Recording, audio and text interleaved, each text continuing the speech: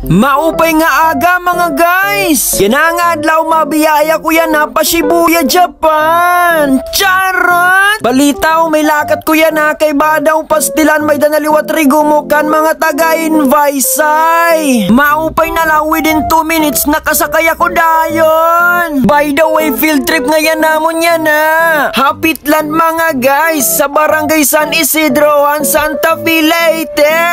A few moments later. Havi issue alang-alangan ang amon kirig takaupo dan akon mga kabardagulan. Badaw pastilan mga madi kay early gad kita enduro. Sumudo yan yung kadali tapos pagbalik ko agate nakadanaan amon service. Andam na sumakay. Sakay-sakay adi. Charot! Hasakuban 27 minutes is nakadto na namon ang Pitland da barangay San Isidro, Santa Fe, Leyte. Damo nga salamat kan kuya driver safe na liwatan namon biyahe. After a few minutes is makakadto na namon ang Pitland mga guys. Bisan mapapaso padayon lagyapo na namon field work. And after rinin maghimo na kami namon scientific report. This day may dakulay share nga dagdag kaalaman na naman inin na iyo mga guys.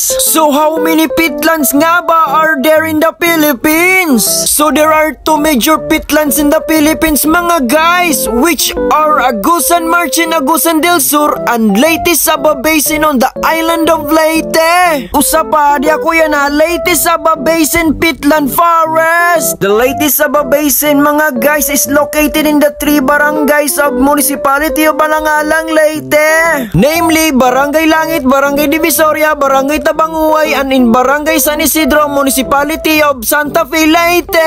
And it is located along the edges of the Mainit River irrigation system. Ngano sa pamaraman kita nga we only have one earth. So ano pa man, let's take care of it. We are the Leyte Saba Basin Pitland Forest Restoration Initiative.